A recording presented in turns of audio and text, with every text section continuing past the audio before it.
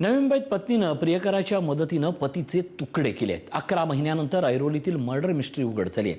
मृतदेहाचे 3 तुकडे करून गवळीदेव परिसरात जंगलात फेकले होते। आरोपी पत्नी आणि तिच्या प्रियकराला 7 दिवसाची पोलीस कोठडी ठोठावण्यात आली आहे। नवी मुंबईच्या ऐरोलीतील थरारक घटना समोर आली आहे। नवी मुंबईतील रबाळे MIDC पोलिसांनी 11 महिन्यापूर्वी झालेल्या खळबळजनक हत्येचा उलगडा करत मृताची पत्नी आणि तिच्या कथित प्रियकराला अटक केली आहे। पतीचा गळा आवळून खून केल्यानंतर मृतदेहाचे 3 तुकडे करून जंगलात फेकल्याचा आरोप दोघांवर आहे। हरवल्याच्या तक्रारीनंतर पोलिसांनी तांत्रिक तपासाच्या आधारे गुन्ह्याचा छडा लावला असून दोन्ही आरोपींना 7 दिवसांची पोलीस कोठडी सुनावण्यात आली आहे।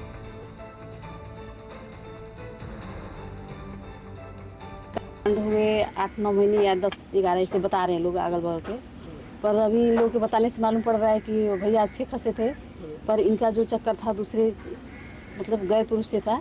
तो अभी नजायज संबंध रखने की वजह से ही उनका मर्डर की पता नहीं क्या क्या की। वो मरे हैं उनके, वो पति पत्नी थे एक और लड़का लड़की।